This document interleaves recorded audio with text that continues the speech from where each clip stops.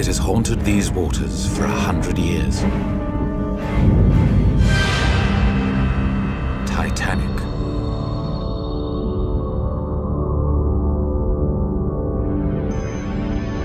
Why go back to Titanic? What's left to be seen? The answer is everything. A new expedition brings us closer than ever before. It gives you that feeling of size and immensity. For the first time, 3D cameras and advanced sonar technology capture startling new information. This mission really gave us the ability to finally understand the Titanic wreck site. Never before seen sections. The 3D made it real and tangible. And thousands of missing pieces. It's a time capsule. You know that this object was used in 1912. The most extensive, high-tech exploration of Titanic ever. Finally being able to see the big picture. Reveals a 3D world no one could have imagined. One that brings astonishing new dimension to the stories of those who survived and those who did not.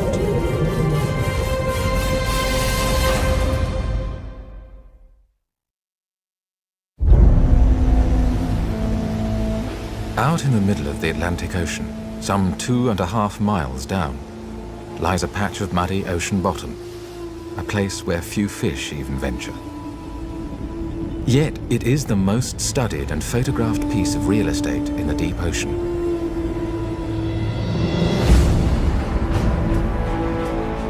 Because this is the final resting place of Titanic.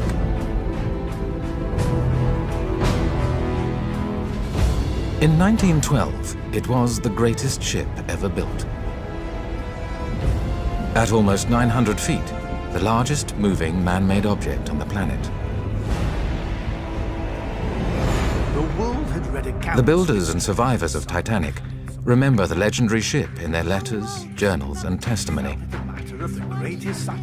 Their actual first-hand accounts are as essential to understanding Titanic as all that lies on the bottom of the North Atlantic. For a novelty to be on the largest ship yet launched. Take her to sea! It's no exaggeration to say that it was quite easy to lose. If you had seen or knew the process of actual work that went into this ship, you'd say it was impossible to sink her. Titanic's engine configuration is designed to propel the ship at speeds over 20 knots. The ship is scheduled to complete its maiden transatlantic voyage in less than a week. But that record is denied when Titanic slips beneath the waves 100 years ago, in the early hours of April 15th, 1912. Now, state-of-the-art 3D technology gives us the most complete look at the shattered ghost. In 2010, a unique team, including Woods Hole Oceanographic, RMS Titanic Inc., the Waite Institute, NOAA, and the History Channel, is assembled for an unprecedented expedition. Using the latest sonar and 3D imaging technology, they plan to explore and map the entire wreck site for the first time. 15 square miles. It will be the world's first look, in real time, at 3D images from the ocean floor, 2.5 miles below. The footage shocks even the most seasoned Titanic researchers. In the submersible, I'm constrained to whatever I can see out of the 7-inch viewport and several inches of plexiglass. But with the 3D camera, it's almost like you're on the outside of the submersible because you've got this wide field of view. It's almost ethereal, like you're floating next to the wreck and seeing it with your own eyes. In the past, a lot of the imagery that came back from Titanic was fairly high altitude and look down. And from this camera point, everything is flattened. The 2010 mission got down in the weeds and we started seeing profiles and oblique angles that we had not seen. And that itself is fascinating. With the power of the 3D, you can literally be on the deck of Titanic. You can see more than you would if you were diving in a sub. And with that, you can connect to the past. You can vicariously experience not only the otherworldliness of Titanic as a ghost ship. You can also, with a good imagination, picture what it was like then, on that late night of April 14th and the early morning hours of April 15th, 1912. Wednesday, April 10th, 1912.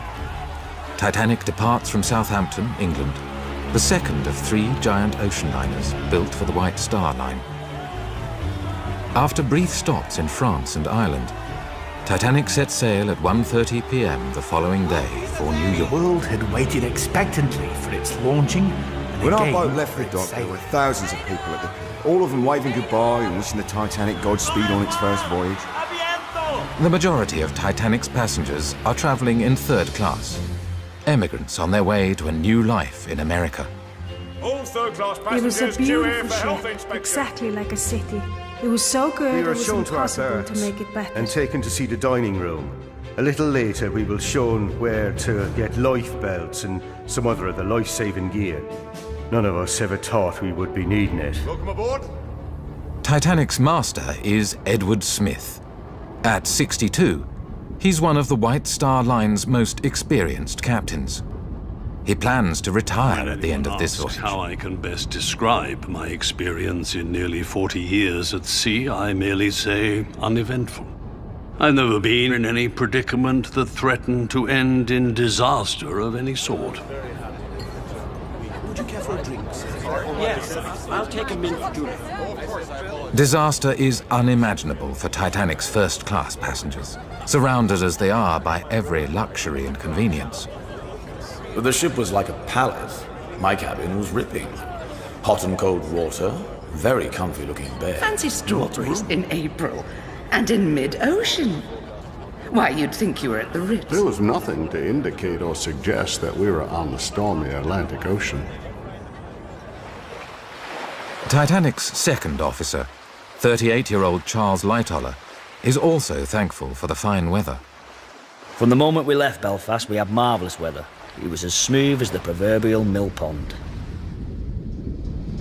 Surprisingly, given her size, Titanic's engines are not the biggest. But greater efficiency makes the ship fast. Engineers were very quick to realize that the reciprocating engines could now discharge into a turbine, and the turbine becomes kind of like an afterburner or a hybrid device. And with that power, you can actually drive a separate propeller. That's why most ships of Titanic's era have only 2 propellers. Titanic has 3, and the third one is to accommodate that centerline turbine. Titanic's chief design engineer, Thomas Andrews, is on board, pursuing his dream to build the perfect ship. Side of his bed, he had papers of all descriptions on his table during the day. He was working all the time. Oh, I just love your dress. Thank you. It's a Lucille gown. I hear the design made it up. Andrew's grand staircase has become iconic.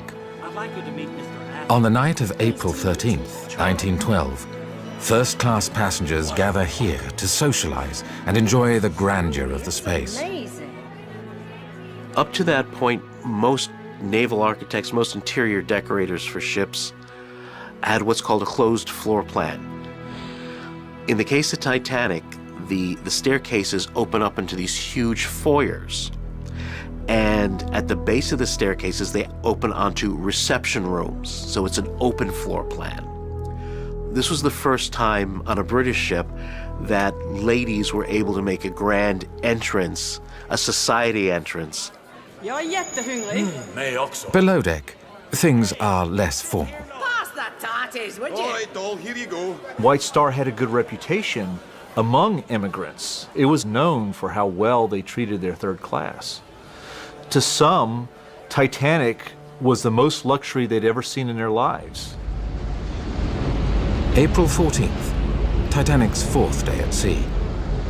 Although there are sporadic reports of icebergs, Captain Smith feels confident enough to increase the ship's speed to 22 knots. Second Officer Charles Lightoller is on duty. On that night of April the 14th, we all, that is, the captain and officers, knew perfectly well that we were just about entering the region where ice might be sighted that particular time of year. and had taken all the necessary precautions. Weather conditions were predicted to be clear, and the feeling at the time was it was okay to go full speed through a known region of ice. Some considered it preferred because they felt that if the ship was making its best speed, it was also at its best maneuverability. We were steaming that night at a good 22 knots.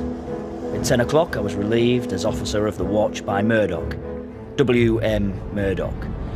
He and I had been shipmates in many of the ocean greyhounds, and both of us had crossed this ice region times without number.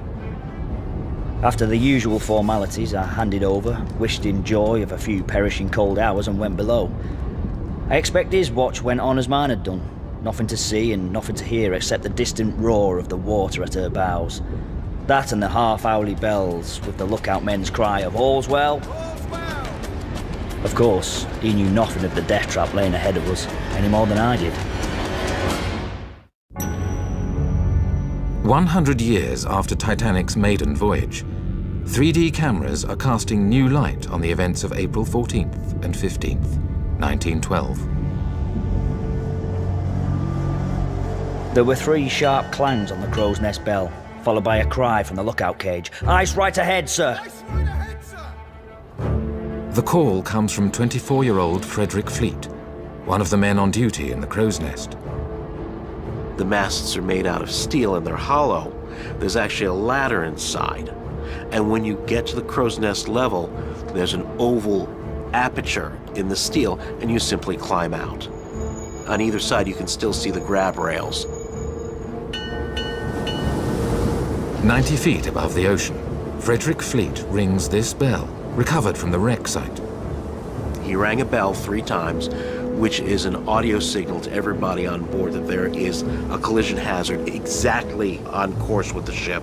And then he turns around and picks up the telephone, and the only person you can talk to is the bridge. And he says, "Ice right ahead, sir."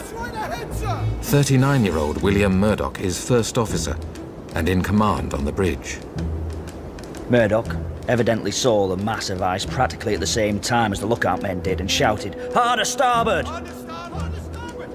When Murdoch gets the call, his next step is to go to the telegraphs and take both handles and move them to the full astern position. The telegraphs simply signal the engine room that they need a change in speed, and it's up to the engineers to effect that change. His idea was to swing her bow clear and then put the helm hard over the other way and so swing her stern clear. And it wasn't just turning the bow to port, because ships don't steer like cars. They steer from the stern, where the rudder is.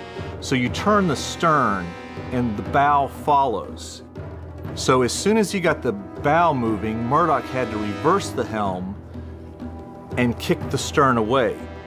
And given half a chance, I believe he'd done it. But going at that speed, it was too late. As it was, her bow swung a bit, but not enough, and she struck. What was that? Did you feel that too? We had retired to our stateroom, and the noise of the collision was not at all alarming. When the ship struck, if one had a brimful glass of water in hand, the shock was so slight, not a drop would have been spilled. My first knowledge that all was not well was when a steward pounded on the door and his cries awakened me. Get your lifebelts on! Second Officer Lightoller is now off duty in the officers' quarters, directly behind the bridge. I was laying in my bunk when I felt the slight jar. No sense of collision, but more of a shiver ran through the ship. Anyway, it was enough to bring me out my bunk in one jump. Out on the deck, I ran to one side and then to the other. But there wasn't a trace of anything we'd struck, so back I went to my bunk and waited. Below deck, the situation is more dire. 28-year-old fireman Frederick Barrett is working in boiler room 6. I shouted, "Shut all the dampers," and that order was obeyed. But the crash came before we had them all shut. There was a rush of water into my stokehole. I jumped through the doorway into number 5 section. The watertight door between the section was then open, but it shut just as we jumped through.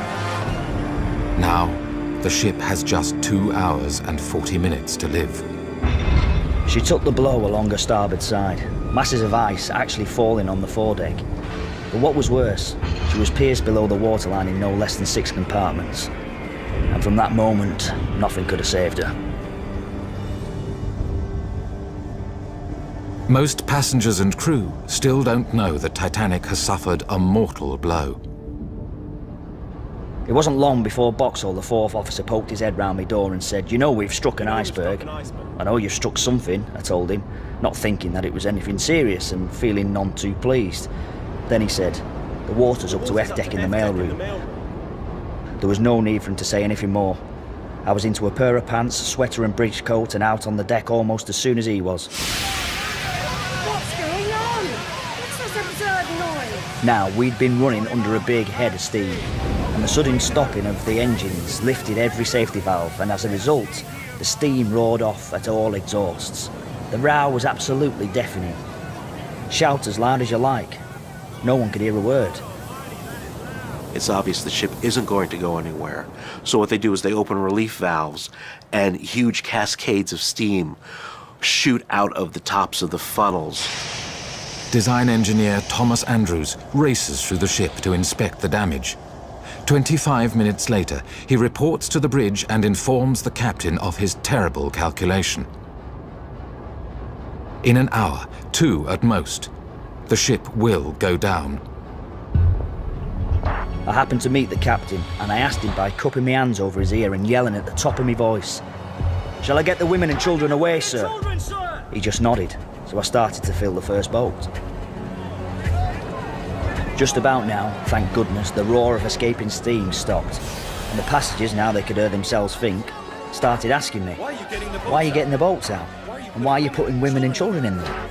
I told them that it was merely a precaution and that very likely they'd all be taken on board again at daylight. Women and children, your attention, all women. We went on deck and everything seemed quiet and orderly. The orchestra was playing a lively tune. There was a man little came to me and put a life jacket on me, assuring me it was only taking precautions and My not father to be went away alarmed. and spoke to one of the sailors and came back and said, "We've hit an We've iceberg. hit an iceberg. They're going to launch the They're gonna lifeboats, launch the but you'll all be lifeboats, back on but you'll board be for back on board breakfast." for breakfast. Getting into a lifeboat in the middle of the ocean is a trial. The boats carried cranes called davits, and the davits pick the lifeboat up and then swings it over the side of the ship. And normally there's a gap of maybe a foot or so, 18 inches. It took a lot of courage to get across that gap because it's a sheer drop of several stories to the ocean. Come on! Up to the time of getting away the first few boats, no one believed that the ship was actually in any danger. I'm afraid my own confidence that she wouldn't or couldn't sink rather conveyed itself to others, for there were actually cases where women absolutely refused to be put in a boat. "I just want to go back to my room." As the lifeboats were being launched, many of the first cabin passengers expressed their preference of staying on the At first, ship. the boats were loaded among joking crowds, and some women refused to go into them, feeling safer aboard the ship, which they said was You could unsinkable. not get people to go on the lifeboats. You could not. They felt safer on the Titanic than in I the remember one young couple, evidently not long married, walking up and down the boat deck. I asked the girl, she was only a girl, from the Western States I should say, if I should put her in the boat, but no. She wouldn't be parted from her husband. "Not on your life," she said. "We've started together and we'll finish together." Brave girl. But she didn't know how near that finish was. Certainly I didn't. A new expedition is mapping the Titanic wreck site in groundbreaking detail, capturing stunning 3D images of newly explored sections of Titanic. It's allowing us to rediscover what happened that fateful night in the North Atlantic 100 years ago. 12:15 a.m., April 15th, 1912. 35 minutes after Titanic strikes the iceberg. Chief radio operator, 25-year-old Jack Phillips, and his assistant, 22-year-old Harold Bride, begin sending out distress signals. The captain put his head into the cabin. "We've struck an iceberg. Send the call for assistance." They were a little incredulous at first, but Being professionals, they immediately set about the task of trying to find anybody within range that could come to their assistance. Phillips worked the key the entire night. Phillips began to send CQD. He flashed away at it, and we were all joking while he did. All of us made light of the disaster. We joked that way while he flashed signals for about 5 minutes. Then the captain came back. "What are you sending?" he asked. What are you sending? CQD, Phillips replied. "Send SOS, I said. It's the new call and it may be your last chance to send it." Phillips changed the signal to SOS. SOS, the newly adopted distress call for ships at sea, is tapped out over Titanic's state-of-the-art wireless technology. The signal sounds very different from other ships transmitting that night. The old plane spark transmitter had this very ragged sound to it. It was a...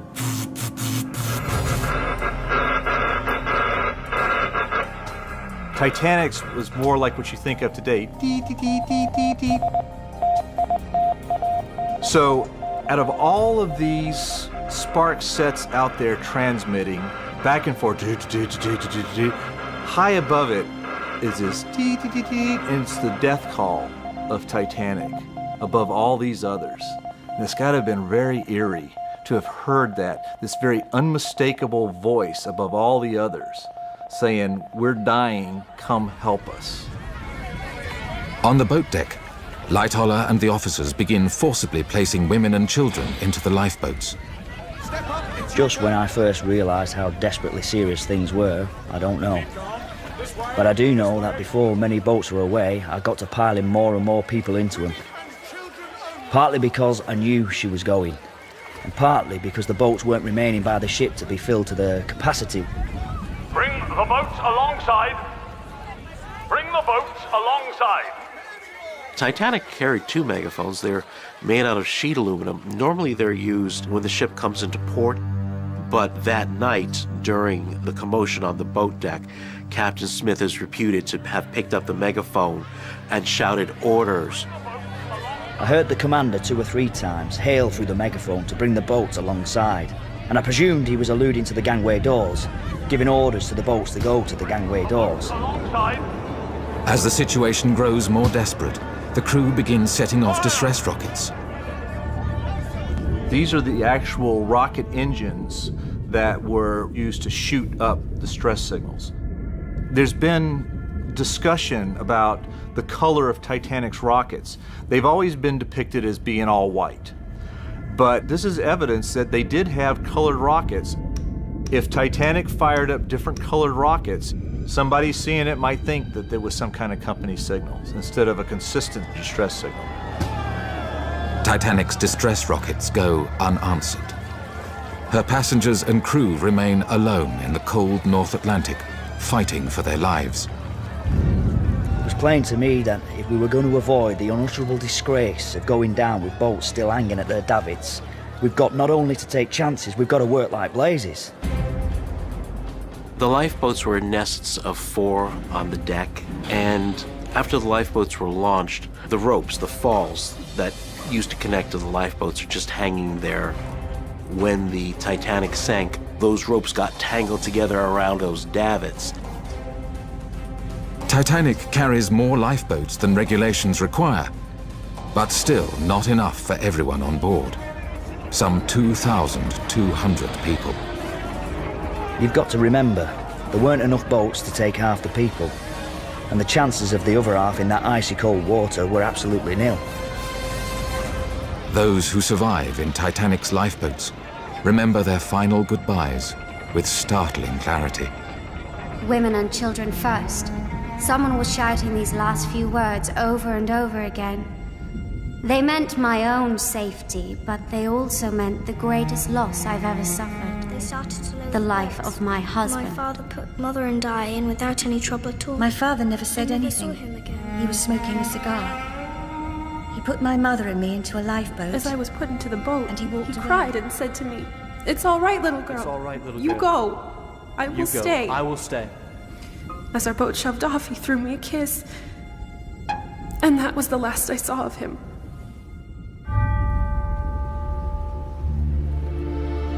Echoes of those last memories are sometimes preserved in objects reclaimed from the deep. Essentially, I'm in charge of preserving the artifacts that have been recovered from the wreck site. Artifacts are recovered only from the scatter field, and that means things that have been thrown off or out of the ship. So when you find those items, there are a variety of things that really retain life, such as ceramics.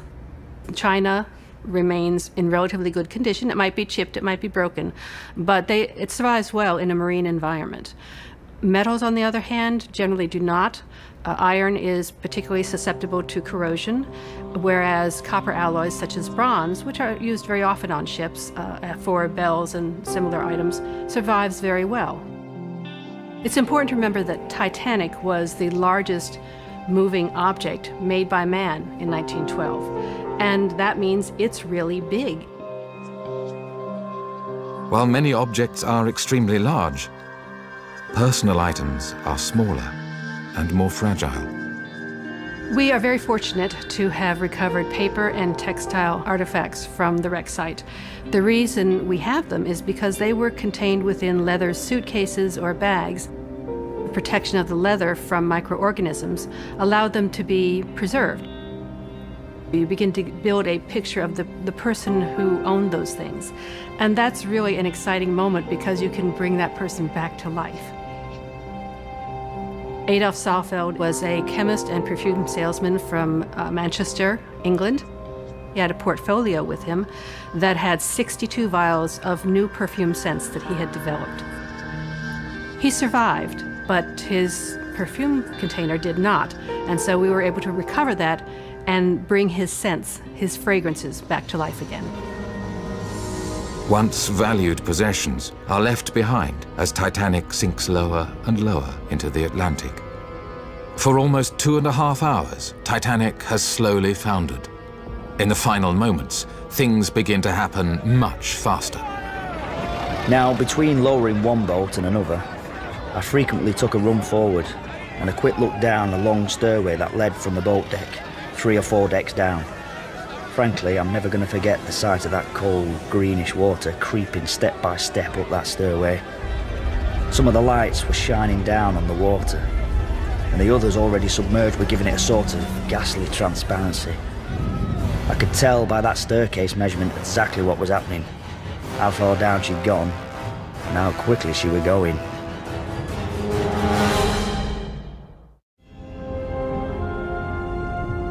"100 years after Titanic goes down, the most complete 3D exploration of the wreck site brings new meaning to first-hand accounts of the sinking. Almost 2 hours after the collision with the iceberg, many of Titanic's passengers are still trapped below deck, behind locked gates. Meaning we could go up to the second-class deck. But those on second class and steerage could not pass through a guarded gate that led to the first-class upper deck. Third class felt the impact much more strongly than first or second did, and therefore they felt a sense of urgency that was absent in the upper classes. They also felt the decks begin to pitch, and pretty soon it becomes a question of how do we get up there. We were told it would be wise to get to the first-class upper deck in order to have a better chance of getting into a lifeboat. The only way this could be done was to climb an iron ladder from the steerage deck below, up 5 or 6 decks to the lifeboats above.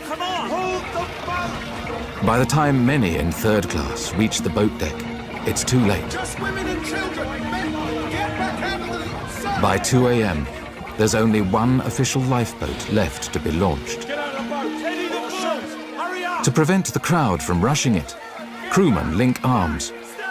Officer Lightoller pulls his revolver and fires warning shots in the air. Then came the very last boat of all. It was sort of a raft with collapsible canvas sides stowed upside down on top of the officers' quarters. Come on, lads, over here! Up here, let's get this one up! The last lifeboats to be launched were the collapsibles under the #1 funnel. These were 4 bonus boats that White Star had put on in excess of what was legally required. And more importantly, they aren't under their own davits. They're actually stored 1 deck up immediately at the base of the number 1 funnel. Quick, over here! Cut that line! Cut it! Does anyone have a knife? A seaman named Hemming, he'd been with me in many of the mail boats. He and I cut this one adrift and threw it down on the water, which was now about 2 feet above the boat deck. Come on now, push! Here she comes! She's away! Well done, lads! In the frantic moments loading the last boats, passengers report that an officer fires his gun into the crowd, killing 2 people before turning the gun on himself. Some believe that officer is William Murdoch. Mr. Murdoch was on the starboard side. I was on the port side.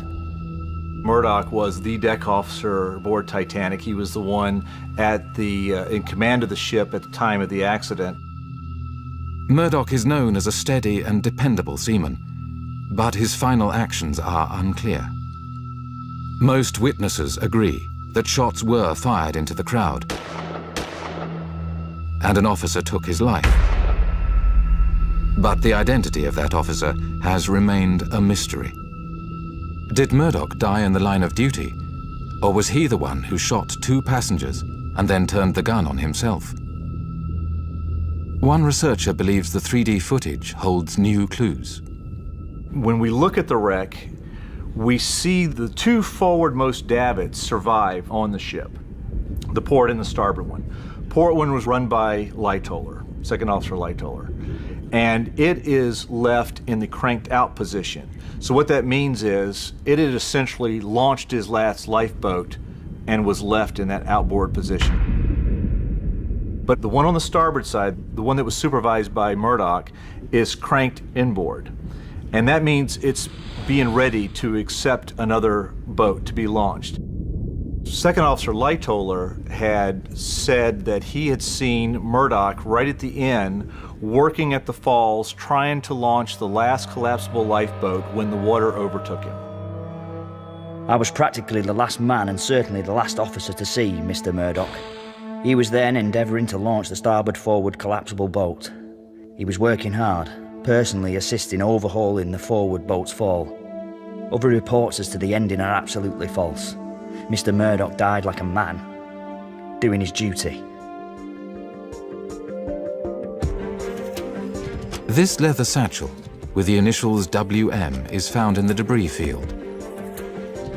Its surviving contents include officers' buttons, a shoe brush, and a pipe. Many believe this bag belongs to William Murdoch. You can see in very fragile condition, but we can replace the strength within the cell walls by immersing it in oils or wax. There are very different materials you can use for this purpose, and therefore you can stabilize it and perhaps regain some of the shape. The pipe Murdoch is holding in this picture matches the one found in the bag. The buttons match the one Murdoch would have worn on his officer's coat. The initials, WM, are his, but also belong to over a dozen other people on board the Titanic. There are many things that we will never know, but that doesn't detract from the artifact itself. The artifact has had a very historic experience. To have gone on Titanic, to have gone down 2.5 miles, and then to have come up and survived, that's a lot. At 2:17 a.m., Titanic sends her last radio message, and Captain Smith issues his final order. Men, now it's every man for himself.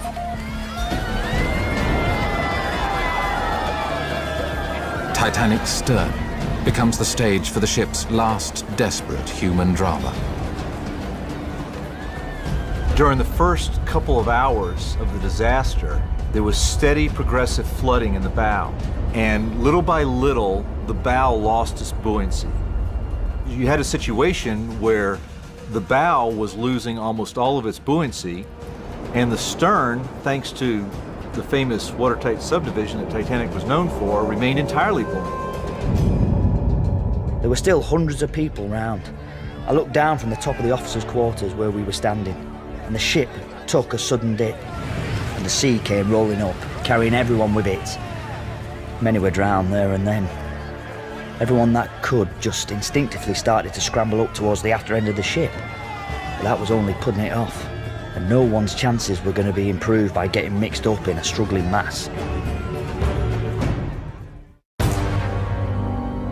100 years after Titanic sank beneath the frigid waters of the North Atlantic, state-of-the-art 3D cameras are recording high-resolution images of the world's most famous shipwreck. Just past 2 a.m. on April 15th, 1912, Second Officer Lightoller is one of the last to abandon the stricken ship as it begins its final plunge to the ocean floor. I was on top of the officers' quarters, and there was nothing more to be done. The ship took a dive, and I turned face forward and also took a dive. Striking that water was like 1,000 knives being driven into one's body. The temperature was 28 degrees, 4 degrees below freezing. At that point, just before the break, you essentially had two ships. One that was going to float and one that wasn't going to float. And they were held together by this little membrane, if you will, and then finally that broke.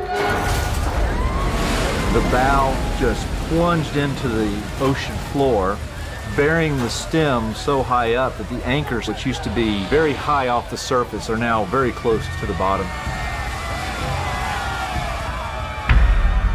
The 3D footage gathered by this expedition is shedding new light on accounts of Titanic's final moments.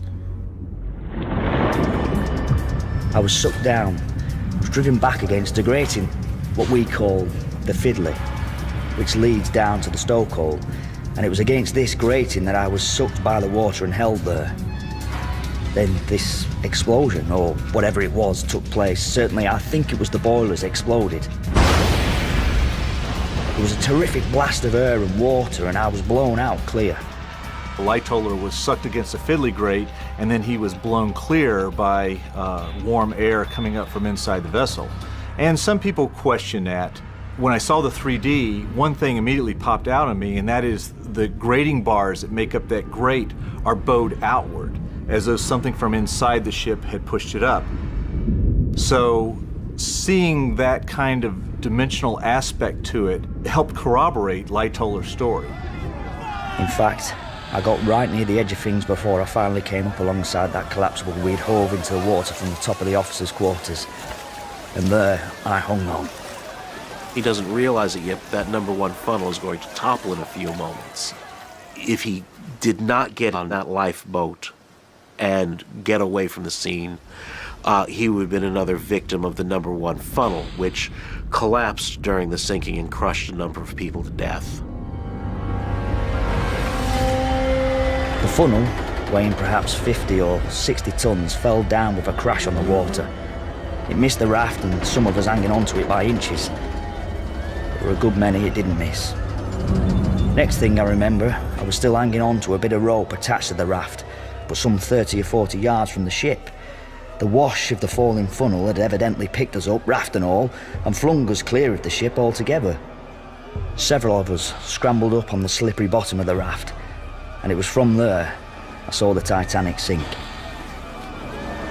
As I watched, her stern lifted higher and higher till it was right out of the water. There was a sullen sort of rumbling roar as her massive boilers all left their beds and went crashing down through the bulkheads and everything that stood in their way. In 3D, these indentations or implosion marks are clearly visible for the first time. They suggest that the boilers were hot when the ship sank. They may have been lit for speed, or they could have been lit after the collision to continue to provide power to the ship until it went down. Up to that moment, she had stood out clear as clear, with her rows of electric lights all burning. When the boilers broke away, she was, of course, plunged into absolute darkness, though her huge black outline was still perfectly distinct up against the stars and sky. Slowly, she reared up on end. Then, quite quietly, but quicker and quicker, she seemed just to slide away under the surface and disappear. As she vanished, Everyone around me on that upturned boat, as though they could hardly believe it just said, "She's gone." Once the ship sank, the survivors in the lifeboats are immediately presented with a moral question. There's maybe thousands of people in the water, and hundreds of them are now screaming for help. What do you do? A few go back, try to pick some people up, but the general feeling is we'll be swamped. There's too many of them, and the lifeboats stay where they are. It was terrible, lots of shouting and people crying as she went down. Never heard anything like it. The partially filled lifeboat, standing by about 100 yards away, never came back. How could any human being fail to heed those cries? So many people who perhaps just didn't know what to do or knew that there was nothing they could do. And I think many people made a decision, and for others, a decision was made for them. Many died from cold during the night, and a mighty long time it seemed before daylight broke. Standing wet through, up to our knees in icy water on that upturned boat, frankly, I don't think many of us expected to see daylight. The night was bitter cold, and it grew colder and colder. Just before dawn, the coldest, darkest hour of all, no help seemed possible. The stars slowly disappeared, and in their place came the faint pink glow of another day.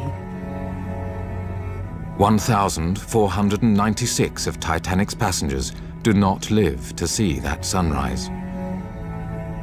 100 years later, high-resolution 3D images allow us to see in intimate detail the ship that failed them, and to better understand what happened in those last few days and minutes. You don't have to be one of the few that go 2.5 miles down in a submersible to see this wreck. Anybody now is going to be able to see Titanic in 3D. They're going to be able to feel how big this ship is. They're going to be able to distinguish the depth, be able to look into spaces. Almost 9 hours after the collision, only 712 of the over 2,200 people on board are rescued from the icy Atlantic. When daylight did break, most of us were still heads up, and we of the upturned boat transferred to one of the lifeboats. At full daylight, there was the Carpathia, steaming towards us.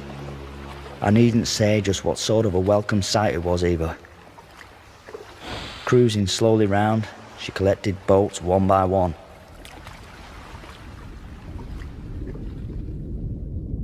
Even as Titanic's passengers are rescued, their possessions are already becoming a part of history. Today, artifacts recovered from the wreck give a new voice to those who survived and those who did not. I think that's what brings them back to life, and it's a way of honoring their legacy, that they're not forgotten, that someone is actually still trying to find out about their life and who they were 100 years later. Even if Titanic ultimately became a spot of rust on the seafloor, it will always be one of those places, due to the power of the stories, due to the connections that bind us because of what it means in our hearts, that will always be a special place that people remember, just as surely as we remember other spots where great and sometimes terrible things happened. At last, everyone was safely on board, and with the 700-odd survivors of that night, she turned away from that tragic spot and headed for New York.